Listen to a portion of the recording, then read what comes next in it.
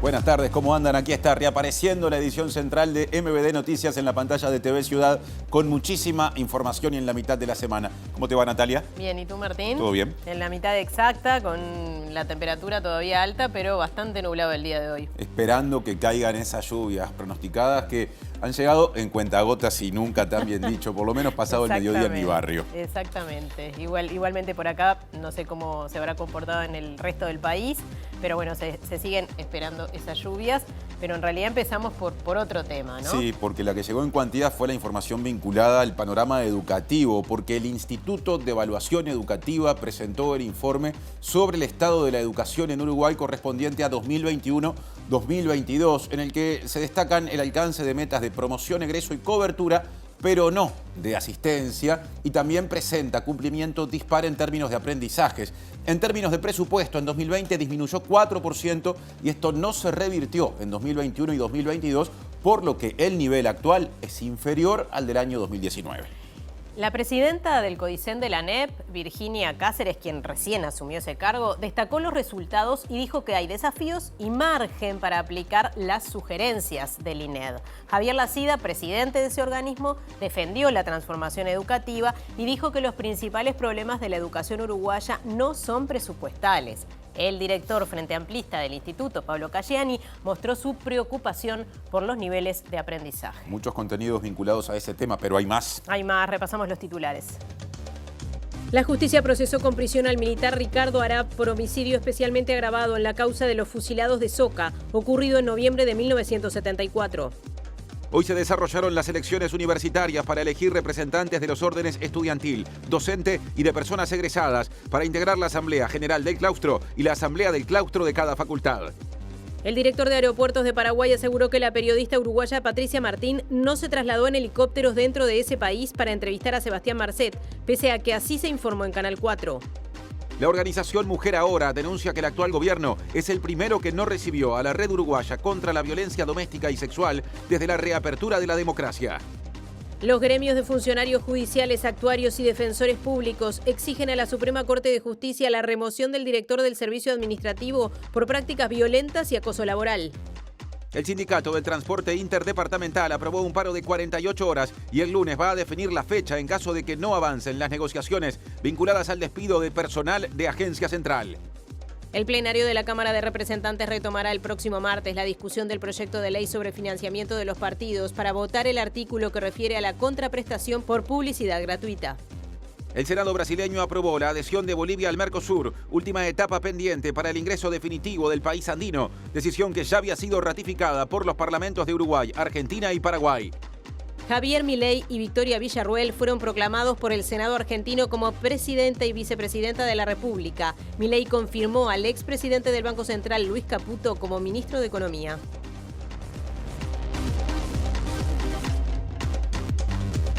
Saludamos a quienes nos están viendo a través de la pantalla de TV Ciudad, a través de tvciudad.uy, a quienes nos siguen en vivo por YouTube y también a quienes nos escuchan a través de la Universidad de la Radio de la Universidad de la República, uniradio.edu.uy o 107.7 FM. Salimos del estudio, Martín. Política y justicia se andan cruzando seguido y desde algún cruce de calles da el adelanto de su móvil Martín Duarte, que va por ese lado precisamente. Martín, buenas tardes, ¿cómo andás?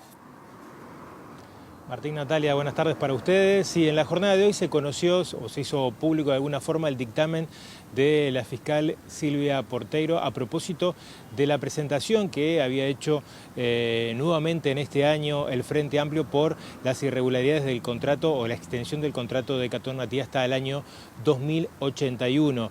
Lo que decidió la fiscal Porteiro fue archivar esa denuncia por segunda vez. Ya lo había hecho el fiscal Gilberto Rodríguez el 28 de noviembre del 2022 y de alguna forma, en este caso, la fiscal ratifica en una carilla de expediente lo actuado por el fiscal Rodríguez. En algunos minutos vamos a tener repercusiones acerca de este tema, ya que es la segunda vez que presentó el Frente Amplio la denuncia y nuevamente es archivada justamente con uno de las caras políticas, como es Charles Carrera, el senador del Frente Amplio, que presentó esta denuncia ante Fiscalía. Así que los convocamos en algunos minutos.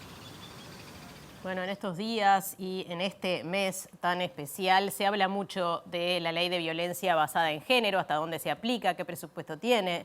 El adelanto de Julieta Núñez Tomás. Así es, Nati, vamos a estar hablando sobre la ley 19.580 de violencia hacia las mujeres basada en género. Esta ley que en diciembre cumple 6 años y si bien atravesó un proceso bastante amplio de discusión, aún al día de hoy hay determinados mitos que rondan esta ley y que según manifiestan las instituciones, las organizaciones y los colectivos feministas, están previniendo a esta ley de cumplirse en su totalidad y de que las mujeres puedan acceder a una vida libre de violencia de género. Por eso en el informe de hoy vamos a estar compartiendo algunas de estas perspectivas y también mostrando 5 mitos y 5 realidades vinculadas a la ley de violencia basada en género. Y siguen surgiendo repercusiones internacionales sobre la entrevista que realizó Canal 4 al narcotraficante Sebastián Marcet. Por un lado, el periodista boliviano Wilson García Aguilar cuestiona esa entrevista y también hace sus críticas el director de Aeropuertos de Paraguay, Rubén Aguilar. Yo creo que todo el mundo coincide en que esto es lo más antiperiodístico que hemos podido asistir en mucho tiempo, ¿no? En el sentido de la manipulación, ¿no? El hecho de promocionar el programa mismo, creando una expectativa internacional y también nacional allá en Uruguay, como si Uruguay tuviera que jugar la final del Mundial, ¿no? Se ha paralizado todo el país. Lo que nosotros queremos es mentir es que no hubo ningún vuelo de helicóptero. Ella llegó el 9 de noviembre. Y el mismo día abordó el avión para Ciudad del Este, para el aeropuerto Guaraní, sí, con la compañía que lo trajo también de Montevideo. Desarrollo informativo, empezamos por el tema de portada, porque en 2021 y 2022 la ANEP cumplió con sus metas de promoción, de egreso y también de cobertura, pero obtuvo resultados dispares en términos de aprendizajes y empeoraron los niveles de asistencia y también el presupuesto educativo. Así se desprende del informe sobre el estado de la educación en Uruguay, correspondiente a esos años, que fue presentado por el Instituto Nacional de Evaluación Educativa. Con respecto a la promoción, el informe establece que en educación media básica se mantiene una tendencia de mejora y en educación técnica pasó de 64,8% a 78,5%. Sin embargo, este informe aclara que en ambas ramas cambió el reglamento de pasaje de grado por la pandemia. También se establece que el porcentaje de egresados y egresadas de educación media básica con entre 18 y 20 años superó la meta de la ANEP, ya que alcanzó más de 83%. El egreso oportuno, de 16 años o menos, también aumentó y superó la meta, siendo 79,3%. Este indicador en educación media superior, donde la edad oportuna es 19, volvió a mejorar. En cuanto a desempeños, las pruebas aristas de primaria reflejaron que niñas y niños con niveles bajos descendieron o se mantuvieron estables en lectura y en matemáticas. En cambio, en tercero de educación media no se alcanzó la meta y los desempeños más bajos superaron el objetivo. En términos de cobertura, se destaca que primaria mantiene la universalidad y educación inicial de 4 y 5 está muy cerca, mientras que en 3 años llega a 80%. Entre 15 y 17 años, en cambio, se llegó a 92,3% y se superó la meta, pero como pasa con los egresos, hay disparidades por nivel socioeconómico. Con respecto a las asistencias, en 4 y 5 años durante 2022 hubo niveles inferiores a los de 2019 y lo mismo pasó en primaria, aunque por menos diferencia. En términos de presupuesto, el informe dice que en 2020 disminuyó 4% y que no se revirtió del todo en 2021 y 2022, por lo que el nivel actual es inferior al de 2019. En relación al Producto Interno Bruto, el informe señala nuevos descensos, ya que en 2021 y 2022 la inversión educativa fue de 4,5% del producto y en 2019 era 3 décimas superior. En la misma línea se señalan caídas en la inversión por alumno y alumna y en el salario docente, donde la educación privada paga sueldos 25% inferiores. Y el presidente del INED, Javier Lacida, dijo que estos datos demuestran el estado de la educación en Uruguay salió bien de la pandemia, pero no superó problemas previos como el nivel de egreso de enseñanza media superior. También dijo que el presupuesto no es el problema principal y dijo que las principales dificultades van a ser superadas siguiendo el camino de la transformación educativa. Hay un estancamiento en resultados, un estancamiento en asistencia, cobertura, cantidad de alumnos que asisten, que es un estancamiento viejo y que la respuesta, a mi juicio, la buena noticia que también está analizado en el informe es la respuesta es la transformación educativa. Esos egresos en el resto de América Latina son el 70, el 80%. A mí la verdad me preocupa más el 50% que queda por el camino, para lo cual es muy importante la reforma del bachillerato, que está en camino y que quedó razonablemente desfasada, se centró la reforma en el ciclo básico. Se está logrando una cobertura muy amplia, que para mí esa es la mejor noticia, en educación básica, hasta noveno. ¿Cómo estamos en cuanto a presupuesto educativo, a inversiones en educación? Estamos parecidos en una situación equivalente a la del 2019. A mi juicio el problema no es, ahí probablemente tenemos discrepancias con la lectura de la oposición.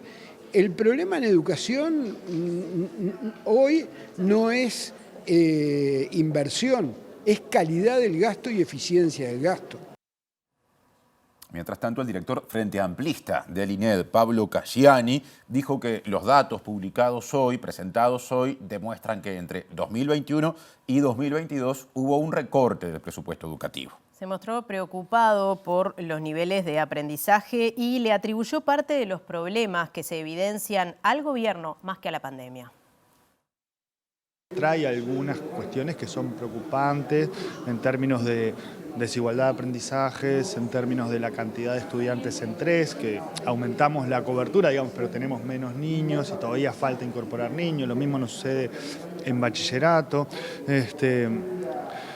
Y cuando uno mira lo que sucedió en estos 2 años, bueno, efectivamente hubo un recorte presupuestal. Esto es una discusión que hay, si hay recorte o no hay recorte. Bueno, hay menos plata. Las maestras, que junto con el personal de la salud, digamos, los docentes y el personal de la salud, fueron muy aplaudidos en pandemia. Bueno, fueron las que más salario perdieron.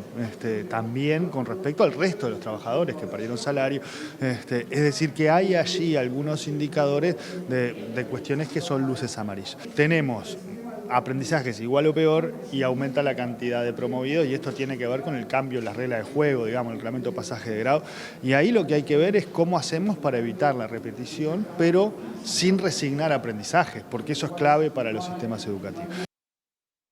Y la presidenta del CODICEN, Virginia Cáceres, dijo que el informe de INED evidencia que la ANEP cumplió buena parte de sus metas. Dijo que hay margen para aplicar ajustes sugeridos por el INED, porque eso también es parte del informe, y que uno de los desafíos es redireccionar políticas para captar a niños y niñas. En general es un buen informe para el país. Muestra también desafíos por los cuales tenemos que seguir trabajando y sobre todo algunos que implican redireccionar algunas políticas que podríamos estar llevando adelante, sobre todo en lo que tiene que ver con esta oportunidad de alguna manera que se nos abre con la baja de la natalidad para poder seguir profundizando en lo que tiene que ver con la matriculación y la cobertura en inicial en 3 años. Es una oportunidad porque las sillas están vacías, digamos, o sea, las sillas están, la infraestructura está puesta, los docentes están.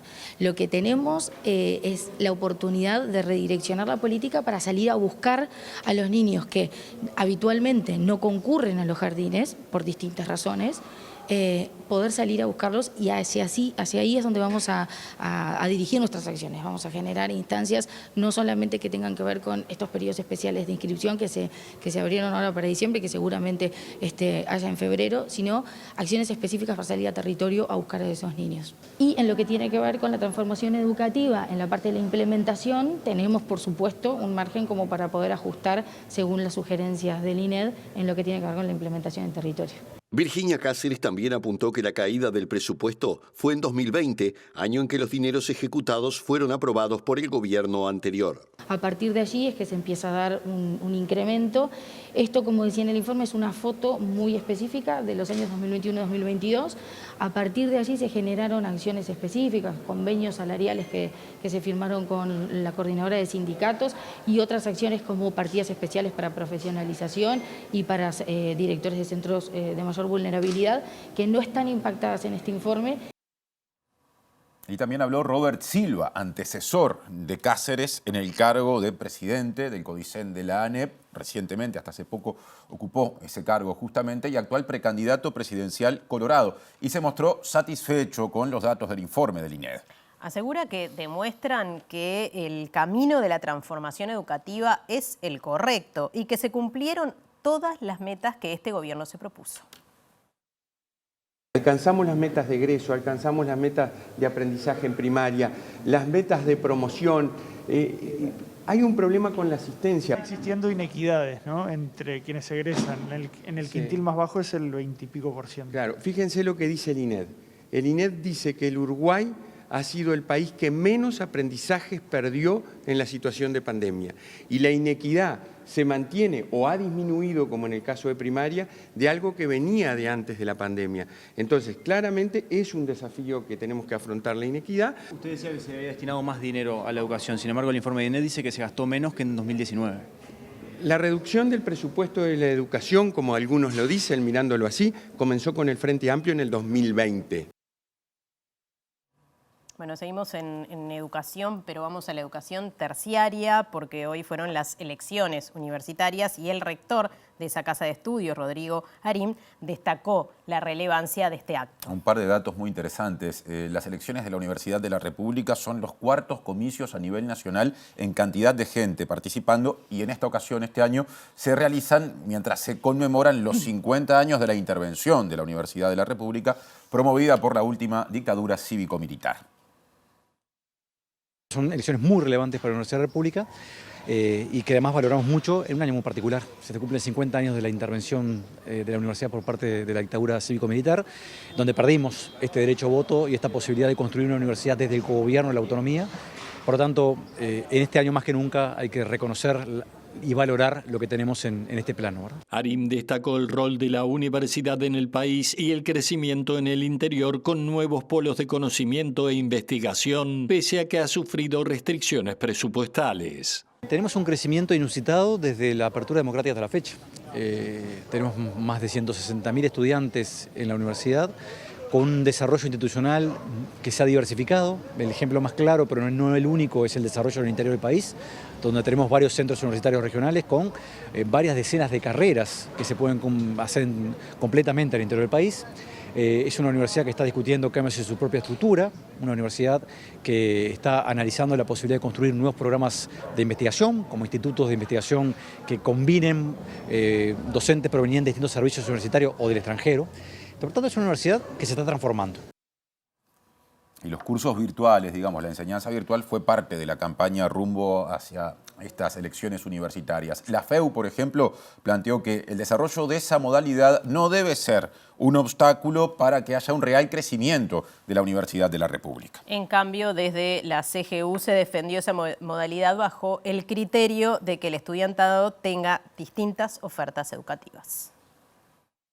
Creemos justamente que no puede ser esto de la virtualidad un obstáculo para que haya un crecimiento real de la universidad con presencia física, que no es solamente dar clase, también es generar los grupos de investigación radicados en Salto, en Rivera, en Paysandú, en Maldonado, 33, Rocha, que generen espacios universitarios reales, de acuerdo además a las necesidades que surgen de esos medios locales. No tenemos algo definido a nivel central.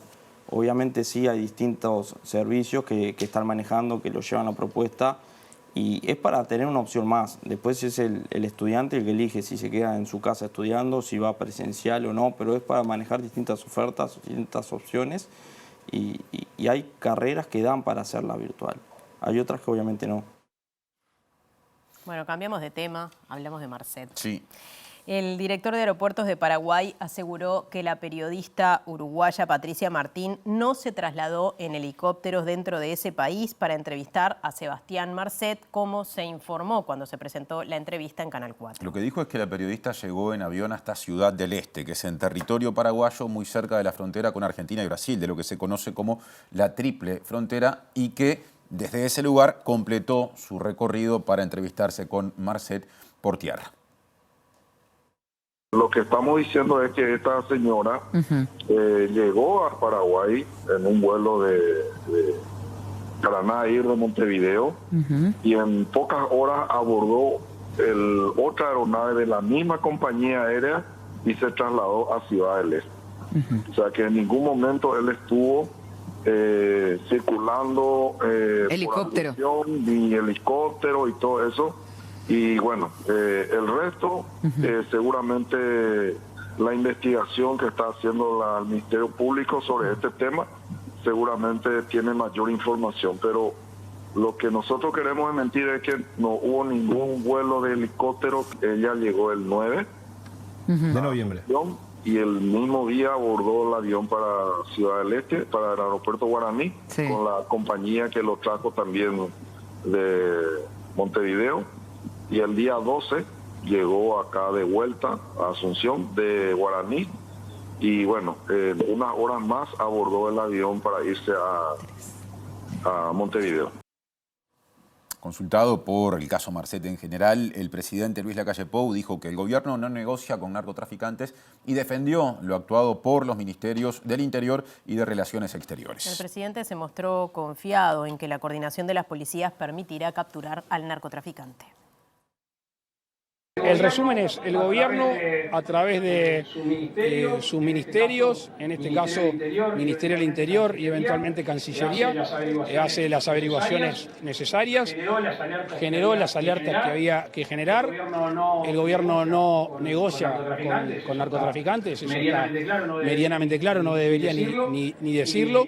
Y bueno, esperemos que la coordinación de las distintas policías sea efectiva para poder llevar a cabo lo que hay que hacer. Lacalle dijo que no vio la entrevista, pero leyó todo lo que surgió a partir de la misma y no quiso contestar a las declaraciones de la oposición. No la vi, leí todo lo que se dijo, pero no la vi. No tengo tiempo para dedicarme a cada uno que habla. Un minuto. Además, un amigo mío siempre decía, o subimos el nivel o bajamos el volumen. Y el periodista boliviano Wilson García Mérida, que ha investigado las acciones de Marcet, sostuvo que la entrevista hecha en Canal 4 fue funcional al narcotraficante y a los gobiernos de Uruguay y Bolivia. Y dijo que el narcotraficante, que Marcet habría pagado $10 millones por el pasaporte, según, digamos, otros casos, basado en información de otros casos recabada a través de la Policía Federal Brasileña, que fue la fuente que mencionó.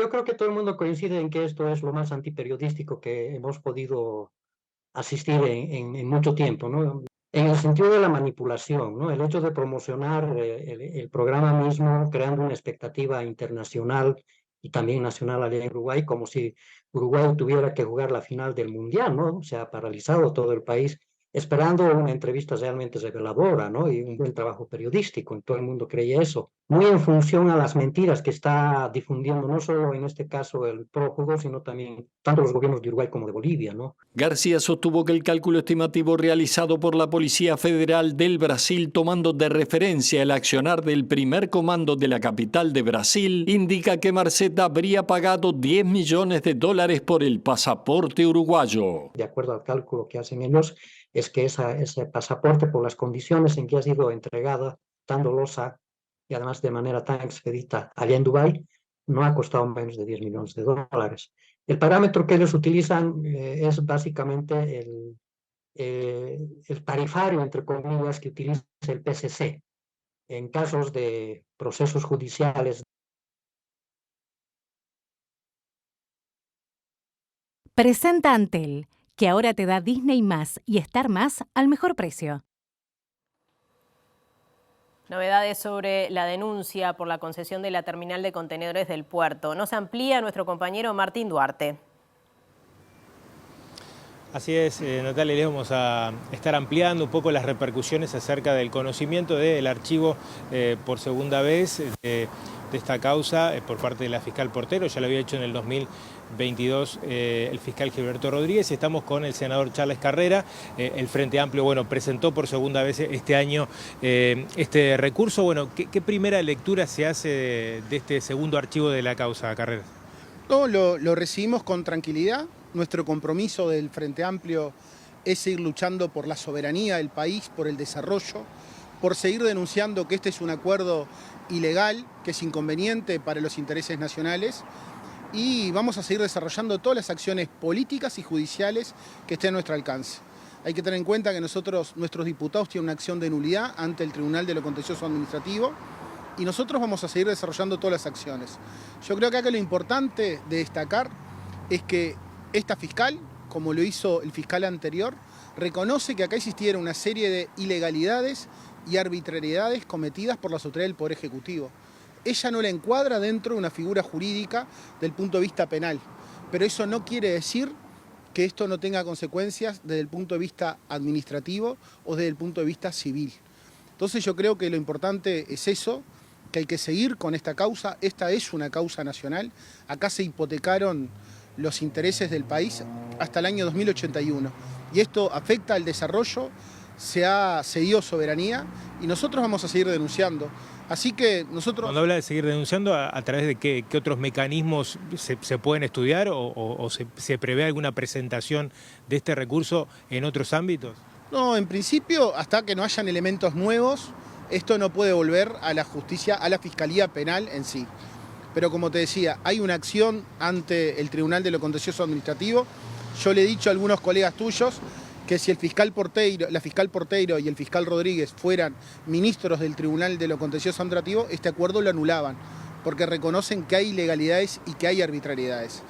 Así que yo creo que eso es lo importante. Y también hay que reconocer que en el pasado hay autoridades de gobiernos anteriores, de gobierno del Frente Amplio, que los condenaron por el delito de uso de funciones por acciones menores a esta. Es decir, el ejemplo de Caloya. A Caloya se le imputó el delito de abuso de funciones por no haber pasado por el directorio en principio, porque luego lo reafirmó, es decir, lo llevó posteriormente al directorio. En este caso, Curvelo, la acción que desarrolló es decir, esto nunca pasó por el directorio.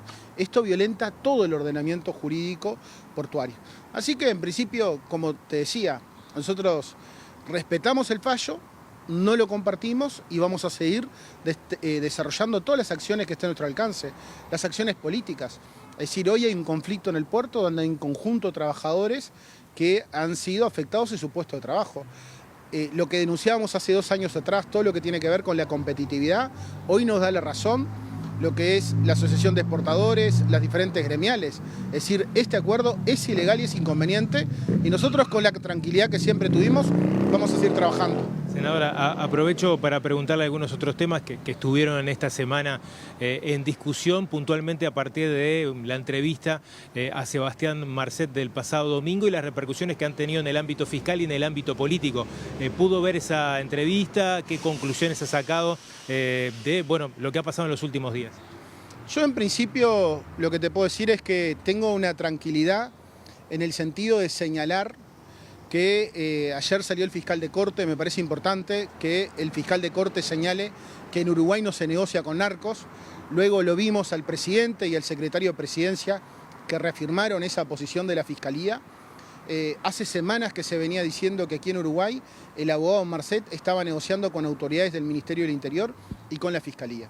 Y no existe ninguna norma que habilite o que ampare ese tipo de acuerdos. Es como dijo el fiscal de corte. Si se detiene a alguien que esté requerido con una alerta roja de Interpol, se lo tiene, si llega al Uruguay, si pisa al Uruguay, se lo tiene que detener y se tiene que iniciar el proceso de extradición hacia el Paraguay. Y eso yo creo que eso es lo importante, es que en Uruguay hay una institucionalidad y no se puede estar dando señales falsas, más que falsas, equivocadas en este sentido. Y yo creo que eso ha sido importante. Sobre la entrevista, ¿le aportó algún dato vinculado? La entrevista no aporta nada nuevo.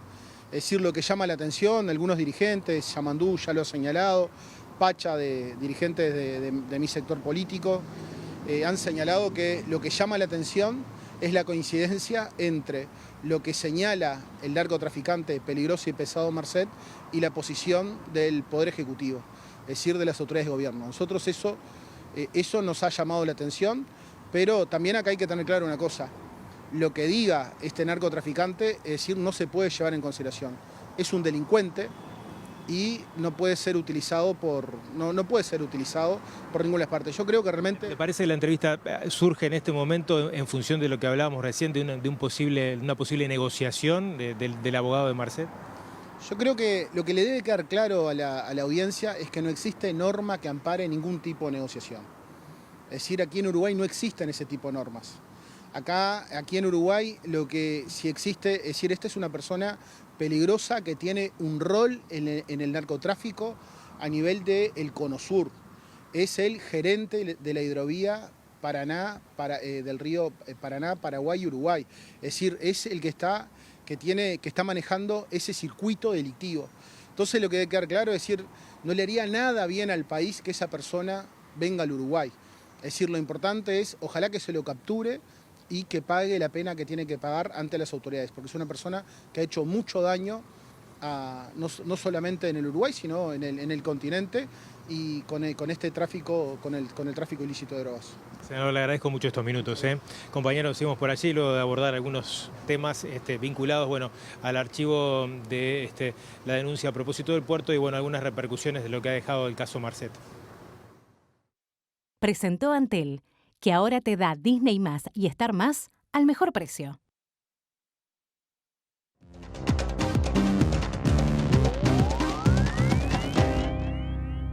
Estamos a 7 meses, casi exactamente, de las elecciones internas correspondientes al ciclo electoral 2024-2025. En términos de comicios, los primeros justamente de ese ciclo. Y hoy Eduardo Botinelli, en la columna de análisis político que abrimos a continuación, hablará de la interna del Partido Nacional. ¿Cómo te va, Eduardo? ¿Qué tal, Martín? ¿Cómo estás? Bien, de arranque me parece que corresponde hablar de las precandidaturas presidenciales nacionalistas ya confirmadas. Bueno, tenemos, sí, 3 precandidaturas confirmadas, es decir, que han anunciado que serán candidatos, candidatas. Está el caso de Álvaro Delgado, el secretario de Presidencia, que tiene el apoyo del sector Aire Fresco, que es su lugar, digamos, de origen en el último tiempo. Sector del presidente de la República. El sector directo del presidente de la República, efectivamente. El sector de centro, que es una nueva conformación que se hace, que después vamos a repasar un poco de dónde surge este sector con respecto a 2019.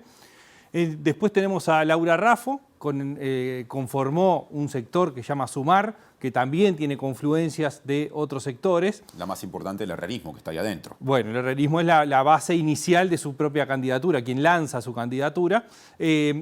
Ella, tiene la trayectoria de haber sido la candidata única de los partidos que conforman la coalición en la Intendencia de Montevideo en las elecciones de 2020. Está el caso de Jorge Gandini como tercer candidato confirmado, o por lo menos que está en la carrera, con el sector Por la Patria, que también es una decisión de Alianza Nacional que era liderada por Jorge Larrañaga, senador de larga trayectoria. Y tenemos 2 sectores sin definición. El primero es el de Juan Sartori, Todo por el Pueblo, que en realidad lo que no hay es definición directamente qué va a hacer, ¿no? Es decir, en un momento hubo un acuerdo con Beatriz Argimón, pero no de tipo electoral, sino más un acuerdo político, si se quiere. Y el caso de Espacio País, que es otra conformación que se hizo entre 2019 y 2024, 2023 en realidad, más bien de este año, entre la lista 40, liderada por Javier García, y el Mejor País, que era el proyecto que llamó de los intendentes, que en 2019 llevó a Antía como candidato presidencial. Hoy las figuras más relevantes, digamos, en términos políticos son Antía, el intendente Maldonado, y Sergio Botana, el senador de la República.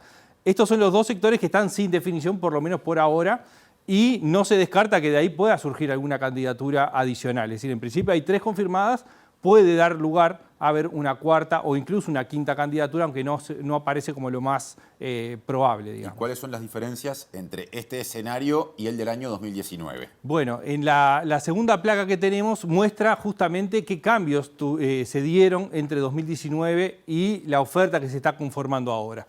Lo primero es que Luis Lacalle Pou no puede ser candidato nuevamente. Jorge Larrañaga falleció, obviamente no será candidato. Y lo que se ha dado es una reconfiguración de los apoyos que hubo en 2019 con respecto a lo que está sucediendo de cara a 2024. Luis Lacalle Pou tenía detrás al sector Todos. Ese sector Todos era Aire Fresco, que era su propio sector, conformado de lo que se conoce como la lista 404. La lista 40, que es la que encabeza Javier García, y el herrerismo, que la famosa lista 71, que tenía a Lacalle Herrera, a Heber, a Penades como, digamos, líderes en ese momento.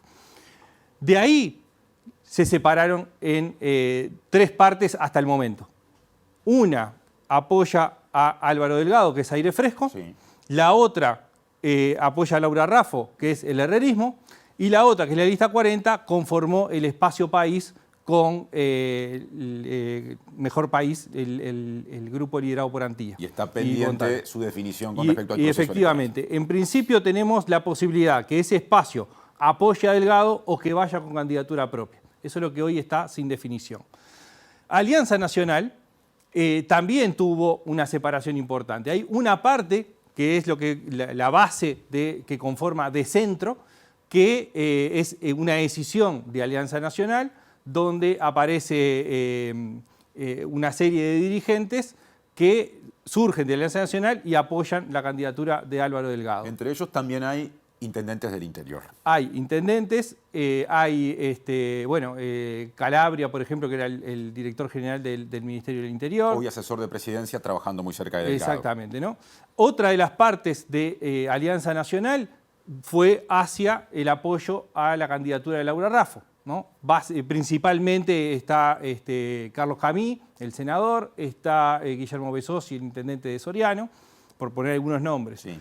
Y la otra decisión es la de Por la Patria, que se separa de Alianza Nacional previo al fallecimiento de Larrañaga. Estos dos movimientos que veíamos antes son posteriores al fallecimiento de Larrañaga. Y después queda, con respecto a lo que sucedió en 2019 hacia 2024, es qué hace Juan Sartori con su sector, es decir, si lanza su candidatura nuevamente o no, o si su sector apoya alguna de las candidaturas, y la reconfiguración de Mejor País junto con la lista 40, la conformación de este Espacio País, que también tiene, lo que dijimos, la posibilidad de llevar una candidatura propia o la del apoyo a Álvaro Delgado, como las opciones que aparecen dentro del mapa, sin descartar otras, pero las que aparecen más probables son estas, ¿no? Entonces, el Partido Nacional está mostrando claramente una reconfiguración interna, donde los grupos que teníamos en 2019 son distintos a los que vamos a tener en la elección del 2024, en las internas de junio del año que viene. Antes de tu última consideración, dentro del juego de apoyos, aunque no hay chances ya allí de que haya una precandidatura propia, también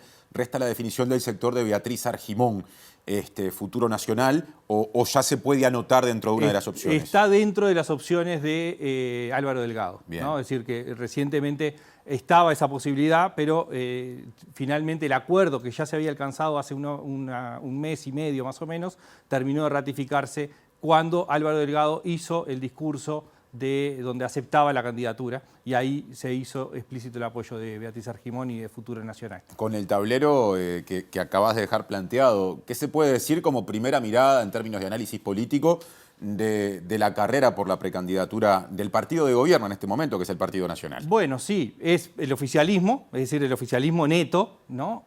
Donde tenemos una competencia, donde aparece la candidatura de Delgado como la favorita, digamos, por lo menos en términos iniciales, es la que aparece más cercana al presidente, es la que de alguna forma muestra la mayor continuidad, si se quiere, y de esa forma también se quiere presentar Delgado.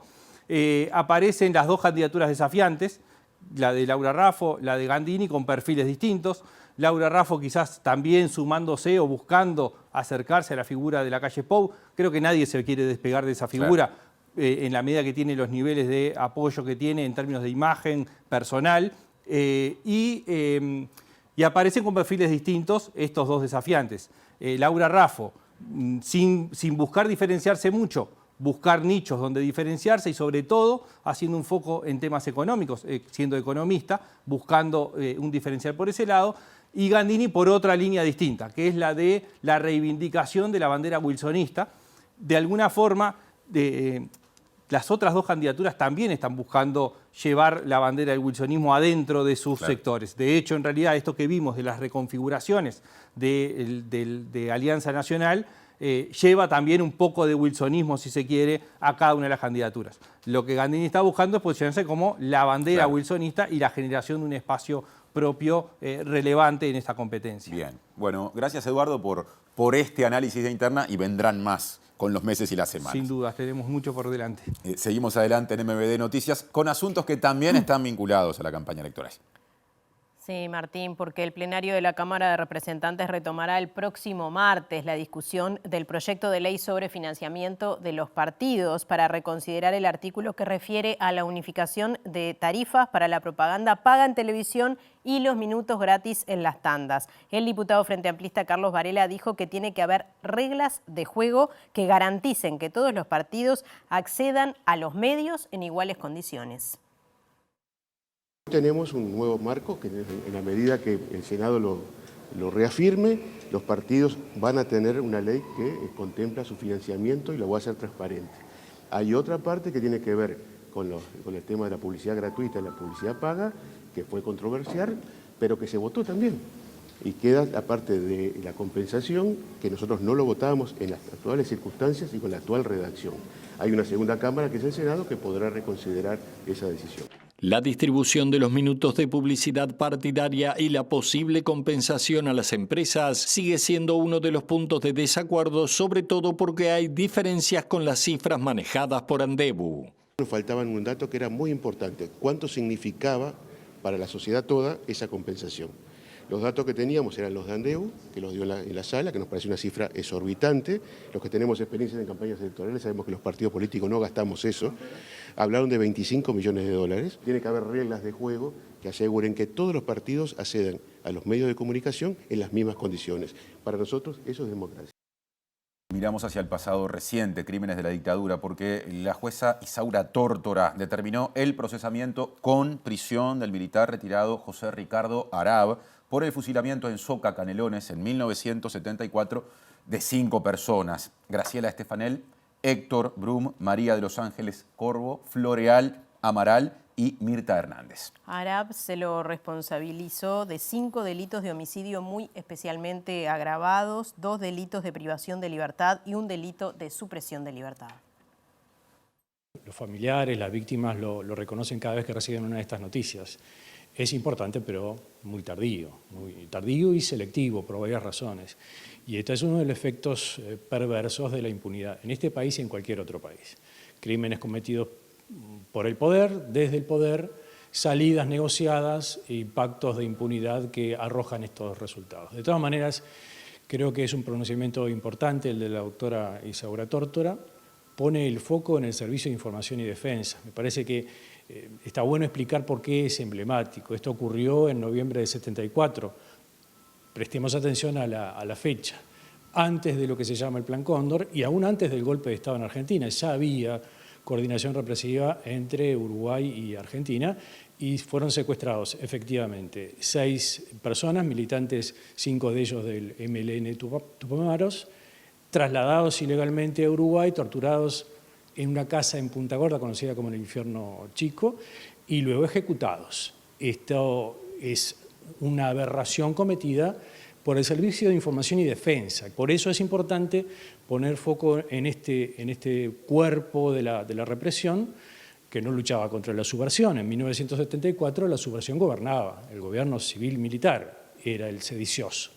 Lo que hacían era violar los derechos humanos en forma tan grotesca como esta que estamos viendo. Este es el 4º procesamiento contra Arab, sobre quien pesan 28 años de penitenciaría por los crímenes en Automotores Orletti en Argentina, 30 años por la desaparición de María Claudia García de Hellman y por la causa de los hermanos Julien. Para ninguna de estas causas cumplió prisión en centros carcelarios. Se encuentra en prisión domiciliaria.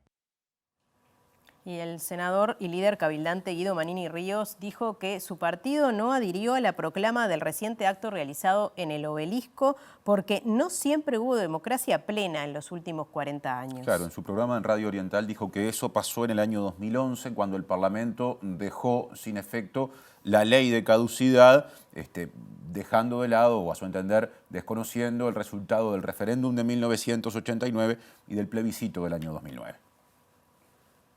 Con la proclama que fue leída, pedimos hacer algunos cambios, no fueron considerados nuestros pedidos, lamentablemente. En esa proclama se habla de que en estos 40 años se cumplieron siempre con las reglas del sistema democrático y nosotros dijimos que no siempre hubo democracia plena en el verdadero sentido de la palabra. Acá en el Uruguay se consultó al pueblo uruguayo, que en las urnas tomó una decisión en 2 oportunidades en torno a una ley que ampliaba la amnistía votada en el año 85 a todos los actores de los años previos, y sin embargo esa voluntad popular fue olímpicamente desconocida por una mayoría circunstancial muy exigua en el Parlamento. Manini se refirió también a la propuesta de algunos sectores del Frente Amplio como el Partido Socialista, Casa Grande y el Partido por la Victoria del Pueblo, que quieren incluir en el programa del Frente Amplio la eliminación de los liceos militares y las misiones de paz que presta el Ejército. Es increíble que todavía permanezcan estas rémoras de ese odio visceral hacia la institución militar. Cerrar los liceos militares, que son los liceos mejor valorados de todo el sistema público de enseñanza, demostrando su odio, su prejuicio, bueno, todo lo que ya hemos visto durante tantos tiempos. Ahora otro tema, ¿qué pasa con la aplicación de la ley de violencia contra las mujeres basada en género?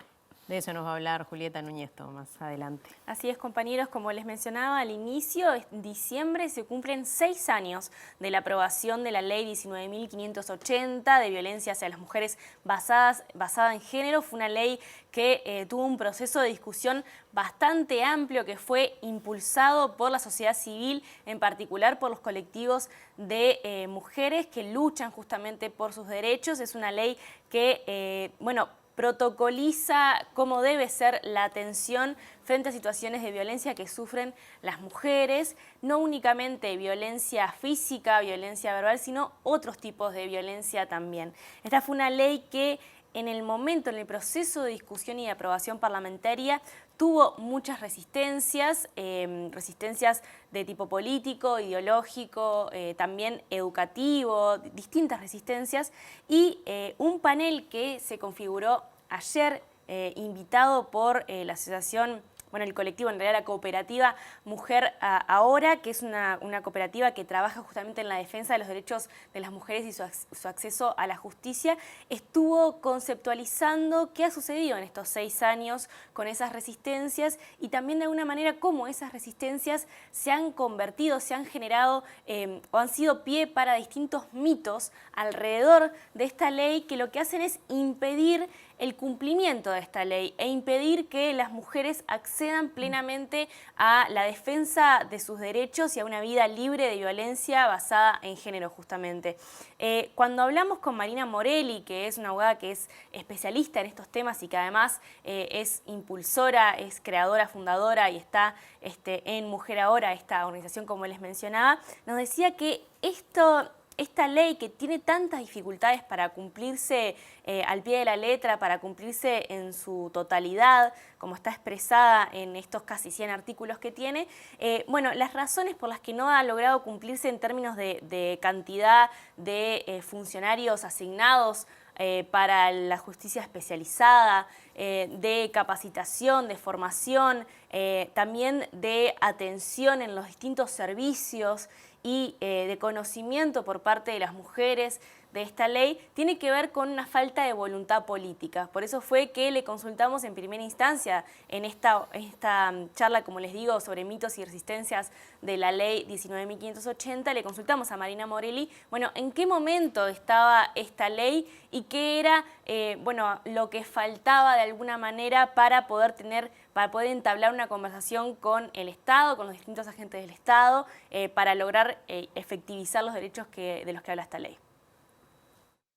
Conversar con el Estado es algo que teníamos muy aceitado desde la recuperación democrática. O sea, el Estado sabe que las organizaciones de mujeres no estamos en un concurso de belleza, o sea que no estamos peleando por ser mi simpatía para quienes gobiernan. Saben cuál es su función.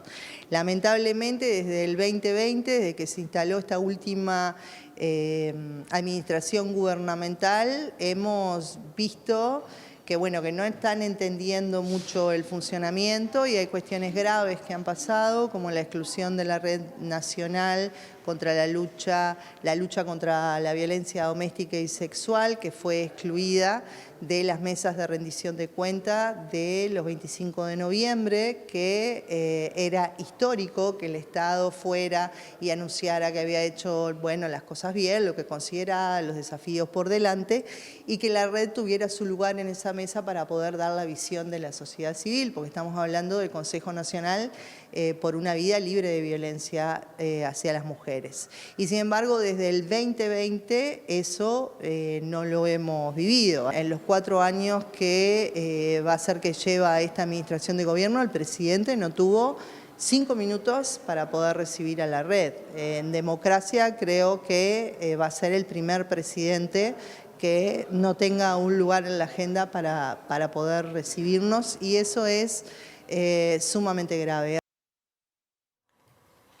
Julia, hablabas de los mitos de esta ley. ¿Cuáles son esos mitos? Bueno, justamente en la última mesa de este evento se organizaron distintas expertas del derecho para responder con realidad, digamos, con cuál es la realidad sobre 10 mitos vinculados a esta ley. Nosotros les vamos a presentar 5 de estos mitos que nos parecieron, bueno, de alguna manera los más sonados, seguro les van a sonar, para también contrastar, informar, porque hay mucho de información en la intención que se tuvo en este panel y la intención que tienen estas expertas que trabajan en esta temática para intentar informar acerca de esta ley y qué es lo que realmente dice la ley. Uno de los primeros mitos que trabajaron es que la ley 19.580 culpabiliza a los hombres por ser hombres. Bueno, más allá de que la ley en realidad casi no dice la palabra hombre en sí, más allá que para hablar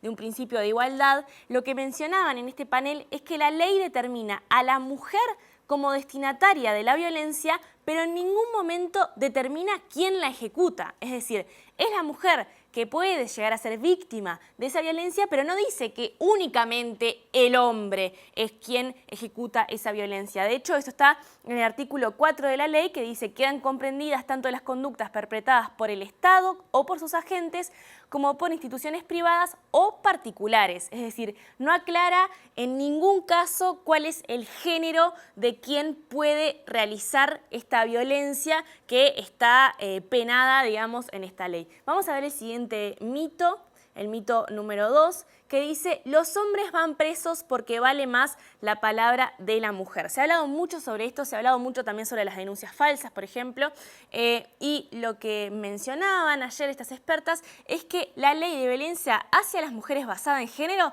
refiere al Código del Proceso Penal, no genera un nuevo proceso judicial, refiere al Código del Proceso Penal, y el Código del Proceso Penal justamente señala que cualquier delito hay que probarlo. Y de hecho ayer en este evento, en el programa, había una instancia en la que se discutía un montón sobre las pruebas, porque no vale únicamente la palabra y el relato, sino que es necesario demostrar lo que sucede en cualquier tipo de delito y en los delitos que tienen que ver con la violencia hacia las mujeres también. De hecho, estaba la ex fiscal Darvinia Viera y estuvo explicando muchísimos casos que tenían que ver con esto, justamente cómo es necesario para la Fiscalía tener pruebas en este tipo de casos especialmente. Vamos a ver ahora el mito 3. Que lo que dice es que la ley de violencia basada en género es inconstitucional. Desde que se aprobó en diciembre de 2017, como lo decíamos, se elevó varias veces ante la Suprema Corte de Justicia pedidos de inconstitucionalidad por esta ley, y lo que mencionaban ayer las expertas es que la Suprema Corte de Justicia no hizo lugar a ningún recurso, y que además es una ley que hace que el Estado cumpla con sus obligaciones, porque el Estado tiene ratificados convenios internacionales que tienen que ver con la violencia de género, y esta ley lo único que hace es justamente regular y normar que el Estado cumpla con sus obligaciones. Vamos a ver el mito número 4, que dice que los hombres no tienen una ley que los proteja de la violencia de las mujeres, es decir que en el otro sentido, digamos, por decirlo de alguna manera, no habría algo que proteja a los hombres, y la realidad que comentaban ayer es que la ley 17.580 514, que es la ley de erradicación de la violencia doméstica, no se derogó con la ley de violencia hacia las mujeres basada en género. Esto quiere decir que si hay una situación de violencia en una pareja, dentro de la familia, de violencia doméstica, que tenga que ver justamente con ese ámbito familiar, hogareño, doméstico, eso aún se puede denunciar. No es que se sustituyó la ley de erradicación de la violencia doméstica por la ley de violencia hacia las mujeres basada en género, sino que están ambas presentes. Y vamos a ver el último mito, que dice que la ley de violencia hacia las mujeres basada en género viola el principio de inocencia. Y esto es algo que se escucha muchísimo por esto que les voy a explicar ahora, que explicaron también ayer las expertas. La ley dispone medidas cautelares de protección urgentes para cuya determinación se deberá considerar las características de los hechos que se denuncian y en particular su gravedad y periodicidad, así como los antecedentes que pudieran corresponder. Este es el artículo 61 de la ley justamente, que lo que cuenta es que esas medidas cautelares de protección no violan el principio de inocencia y además no solo no violan el principio de inocencia, sino que para dar medidas cautelares de protección a una mujer que pueden tener que ver con la restricción de acercamiento, que pueden tener que ver con una tobillera, en ese caso se necesita una evaluación judicial para poder brindarlas. Así que último mito que también ayer se contrastaba con la realidad de lo que dice la ley. Y ayer durante este mismo evento estuvo la organización Mujer y Salud en Uruguay, MISU, que estuvo comentando una investigación que realizó a propósito del Poder Judicial y cómo el Poder Judicial, los magistrados y magistradas del Poder Judicial que evalúan, por ejemplo, las sentencias de la Suprema Corte de Justicia, los tribunales de apelaciones, muchas veces vinculados al género, cómo trabajan, quiénes son, cuáles son sus preferencias. Y atención a esto que Liliana Gracinskas estuvo comentándonos ayer y que tiene que ver con este estudio que hicieron de cómo cuando no hay preparación y cuando no hay capacitación entran, bueno, los criterios personales y la discrecionalidad a jugar en estos casos. Vemos cómo de esta poca información que tenés sobre los magistrados, de los que encontramos que tenían expresión religiosa, manifestación religiosa, cuando estudiamos las sentencias que habían emitido en términos de componentes de derechos sexuales y reproductivos, nos encontramos con que usan textos religiosos, ¿no? O particularmente encíclicas de la Iglesia Católica para fundamentar un fallo de la justicia, en un Estado laico, que hay que acordarse siempre, ¿no? Entonces, por lo tanto, esto es una de las preocupaciones.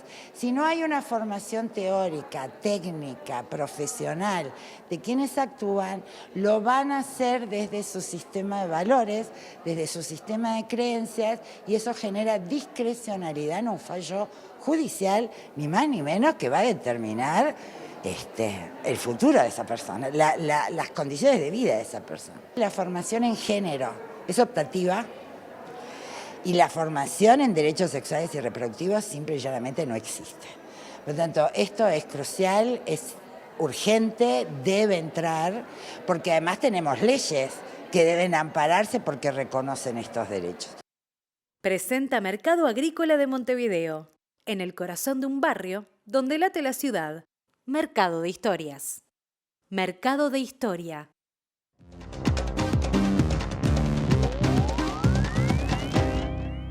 ¿Qué tal? Buenas noches. Abrimos el capítulo de Internacional y antes de meternos en la información regional de última hora, debemos decir que Hamás liberó a 10 israelíes rehenes y a 4 tailandeses en el marco de esta tregua que se pretende se extienda más allá del día de mañana, que es el límite establecido hasta el momento. Mañana llegará el secretario de Estado norteamericano Antony Blinken a la región para intentar prolongar por un tiempo más esta tregua y permitir la liberación de rehenes y también de presos palestinos en poder de Israel. Hoy se conoció la noticia de que una rehén con sus 2 hijos habrían muerto, según dijo Hamás, en los bombardeos israelíes israelíes, algo que todavía no fue confirmado por Israel. Serían argentinos que murieron precisamente en esas circunstancias, según Hamás. Por otra parte, hoy hubo 2 adolescentes muertos en Cisjordania en ataques israelíes, en una guerra que continúa naturalmente. Pero ahora nos vamos a la región para decirles que el Senado brasileño aprobó el ingreso de Bolivia al bloque regional Mercosur. Esto era algo que estaba previsto,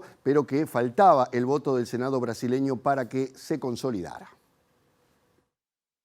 El acuerdo para el ingreso de Bolivia fue firmado en 2015 durante la cumbre de jefes de Estado en Brasilia y el Senado brasileño era la última Cámara Alta que todavía no había dado luz verde al ingreso del país andino entre los miembros del bloque regional, proyecto que requiere ahora la promulgación del presidente Lula. Gracias a los senadores por concluir este proceso y felicitaciones al presidente Luis Arce y a Bolivia por unirse a nosotros en el Mercosur, escribió en la red X el mandatario brasileño tras la aprobación el martes por la noche, al tiempo que el Senado de Brasil aprobó también una comisión temporal que en 180 días verificará en Bolivia la situación política y social, así como el cumplimiento de la cláusula democrática del Mercosur. El senador Chico Rodríguez, relator del proyecto, dijo que el ingreso de Bolivia es muy esperado hace tiempo e impulsará la integración regional, agregando que la entrada definitiva al Mercosur optimizará el comercio y la cooperación con un Estado que tiene más de 12 millones de personas y un Producto Bruto Interno de 41.000 millones de dólares, según dijo. El Mercosur celebrará su próxima cumbre de jefes de Estado el 7 de diciembre en Río de Janeiro, a la que Bolivia ya había sido invitada por tratarse de un país asociado al bloque y estará centrada en particular en el Tratado de Libre Comercio entre el Mercosur y la Unión Europea, cuyas negociaciones se intensificaron en las últimas semanas para intentar llegar a un acuerdo antes de fin de año. El Congreso argentino, presidido por Cristina Fernández de Kirchner, proclamó hoy a Javier Milei y Victoria Villarruel como presidente y vicepresidenta respectivamente del país, en un acto que tuvo también muchos elementos anecdóticos y que estuvo también marcado por un poco de tensión. Pero lo cierto es que Milei sigue perfilando su gabinete una vez regresado de Estados Unidos, entre otras nominaciones. Nombró a Luis Caputo como el ministro de Economía finalmente, un hombre que había sido ministro de Finanzas y presidente del Banco Central durante el gobierno de Macri, que había sido duramente cuestionado por el propio Milei. Javier Milei confirmó hoy el nombre de Luis Caputo como ministro de Economía, una cartera que tendrá como objetivo principal reducir el déficit fiscal para evitar una hiperinflación y a quien había cuestionado duramente en el pasado acusándolo de haberse fumado más de 15.000 millones de dólares de las reservas irresponsablemente. Caputo fue ministro de Finanzas al inicio del gobierno de Macri y luego pasó a presidir el Banco Central, pero solo se mantuvo durante unos meses en el cargo, ya que fue responsable de una crisis cambiaria, una fuerte caída de valores, un drástico aumento del riesgo crediticio y la depreciación de la moneda nacional. Milei también confirmó que el empresario Gerardo Bertein será el embajador de Argentina en Estados Unidos y que el peronista Daniel Scioli seguirá como embajador en Brasil. Milei definió a parte de su equipo de trabajo al regresar de Estados Unidos, a donde realizó una primera gira en calidad de presidente electo, que tuvo objetivos personales y de Estado, ya que fue a homenajear a un rabino y a reunirse con funcionarios del gobierno de Joe Biden, el Fondo Monetario Internacional y el Departamento del Tesoro para solicitar la renegociación de la deuda que va a tener que gestionar en cuanto asuma el próximo 10 de diciembre. La guerra de Ucrania sigue en toda su intensidad y siguen muriendo miles de soldados, de un lado y del otro. La contraofensiva ucraniana parece no haber dado resultados. Se viene otra vez el invierno encima de quienes están en esa guerra, que sigue generando, un estancamiento a partir de que no hay avances entre las líneas donde hoy se enfrentan ucranianos y rusos. Hay preocupación por el organismo que monitorea la energía nuclear en el mundo, que ha advertido sobre la cercanía de los combates en las principales centrales nucleares de Ucrania. Según el Ministerio de Defensa ruso, en el frente de Donetsk, las unidades del Grupo Sur, con apoyo de la aviación y fuego de artillería, mejoraron sus posiciones y liberaron la localidad de Artyomovskoye en la República Popular de Donetsk, destacando a través de un comunicado que en la última jornada las tropas rusas repelieron 3 ataques ucranianos en ese sector del frente, causando unas 250 bajas al enemigo. Ucrania, por su parte, afirmó que Rusia volvió a perder durante la jornada del martes a más de 1.000 soldados en el conjunto del frente frente ucraniano, pese a lo cual continúa insistiendo en sus intentos de avanzar en varios teatros de operaciones en las provincias orientales, según muestra el parte de este miércoles, afirmando haber derribado los 21 drones Shahed lanzados por Rusia durante la noche, mientras que Moscú informó de actividad de drones sobre su propio territorio. En estas últimas semanas, la contraofensiva ucraniana que comenzó este verano se paralizó en el sur y en el este sin avances significativos, y desde inicios del otoño boreal son las fuerzas rusas las que han mostrado con sus ataques que aún tienen recursos para avanzar. El director general del Organismo Internacional de Energía Atómica, Rafael Grossi, dijo que los peligros se multiplican en torno a las centrales nucleares ucranianas por la cercanía de los combates con las tropas rusas y los cortes de electricidad, mostrando su alarma porque las acciones militares han aumentado y la misión permanente de expertos que está en Zaporilla, la central más grande de Europa, y también en otras centrales ucranianas, ven con suma preocupación la multiplicación de ataques alrededor de las centrales. Presentó Mercado Agrícola de Montevideo, en el corazón de un barrio donde late la ciudad. Mercado de Historias. Mercado de Historia. Otra vez agenda local, vinculada al Poder Judicial, porque distintas organizaciones sindicales y profesionales, ¿no?, de diferentes personas trabajadoras que realizan tareas diversas en ese ámbito, le solicitan, le exigen a la Suprema Corte de Justicia la remoción del director del Servicio Administrativo, Marcelo Pelle. Además denuncian prácticas violentas y acoso laboral por parte de este y otras jerarquías del Poder Judicial.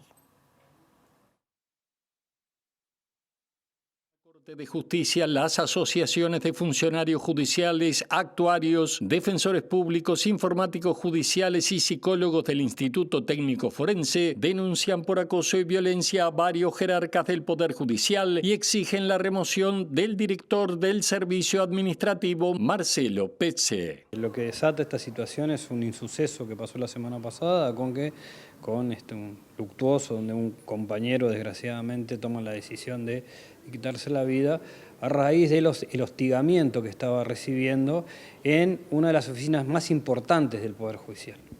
Nosotros en el comunicado conjunto, y ya lo habíamos manifestado nosotros en los comunicados anteriores, estamos pidiendo la remoción del director general de los servicios administrativos, que es el ingeniero Marcelo Pelle, que luego de los 5 ministros después de la Suprema Corte de Justicia es la persona con mayor autoridad y poder dentro del Poder Judicial. ¿Por qué lo estamos solicitando? Porque dentro de su oficina estaban ocurriendo situaciones de acoso laboral, de violencia en el trabajo y menosprecio a los trabajadores que son totalmente inaceptables. Pero yendo un poco más, hemos descubierto que hay una línea sobre las formas que desde Dirección General estaban direccionando en el trabajo hacia las oficinas. Antes de la despedida, les contamos que recientemente la Unidad Reguladora de Servicios de Energía y Agua, la URSEA, presentó un nuevo informe con el precio de paridad de importación de los combustibles que arroja una baja tanto a nivel del gasoil como de las naftas, bajas que ya estará en términos porcentuales mencionando Natalia. Y este es un insumo que el Poder Ejecutivo debe tener en cuenta para definir si mantiene las actuales tarifas de los combustibles o eventualmente las baja. La decisión se va a tomar recién mañana. El informe, aclaramos, el informe no quiere decir que esto suceda porque es una decisión del Poder Ejecutivo, da una reducción de 2,6% en las naftas, 7,1% en el gasoil y 0,75% en el supergas. Mañana será tema y tendremos lo que define el Poder Ejecutivo porque estamos llegando prácticamente al final del mes. Ahora estamos llegando prácticamente al final del informativo. Exacto. Y el Inumet nos está apurando. Sí, vamos a repasar los datos del tiempo para la zona metropolitana para los próximos 3 días. Mañana jueves sale el sol, van a mejorar un poquito las condiciones, pero con muchísimo calor, porque todavía no se viene esa lluvia que va a llegar, Una mínima de 19 grados y una máxima de 29. Va a llegar, decía recién Natalia. Y efectivamente, si no, observen el dibujito que nos anticipa el viernes que tendremos en Montevideo y área metropolitana, según Inumet, 20 de mínima, 28 de máxima, lluvias, tormentas, precipitaciones. Como se esperaba, será una jornada con mucha agua y con algunos fenómenos, además de las lluvias. Y además es una señal, porque es el mes del verano, ¿no? El mes en el que empieza el verano y dicen que va a ser muy lluvioso el verano, así que empieza acorde. El sábado 2 de diciembre, sin embargo, da una tregua la lluvia, va a estar mejor, va a bajar un poquito la temperatura, la mínima será de 19 grados y la máxima de 26. Con estos datos vinculados al pronóstico del tiempo, llegamos al final de la edición informativa de hoy. Los invitamos a quedarse porque ya llega el lado B y el último programa de la letra chica de este año. Bueno, así que